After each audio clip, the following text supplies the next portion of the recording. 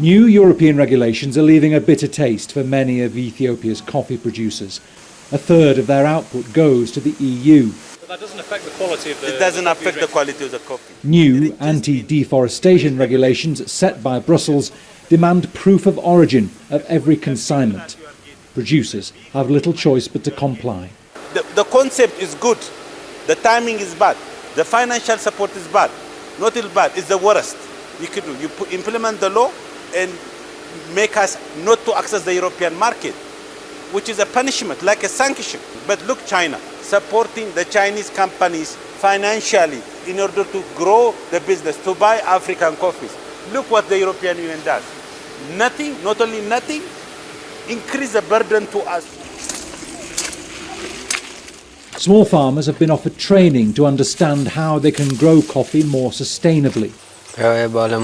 We're now planting shade trees to support our coffee plants and protect the environment. We're no longer cutting down trees, we're using them sustainably.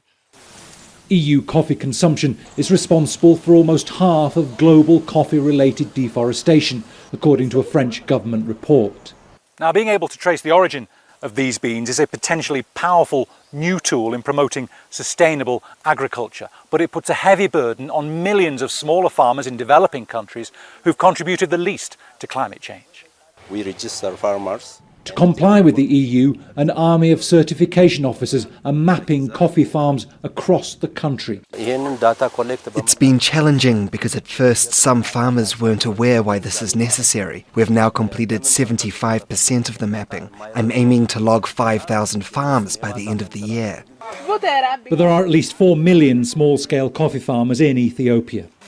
In a statement, the European Commission said it was committed to providing all necessary support, adding that co-ops and governments should offer support too. From January the 1st, larger producers will have to prove the origin of their beans. Smaller producers have an extra 6 months. The EU says it has no plans to extend that deadline. Bernard Smith, Al Jazeera, Sidama, Ethiopia. Don't miss out. Get the full picture. Subscribe to Al Jazeera for reliable news, expert insight. Like, share, stay ahead.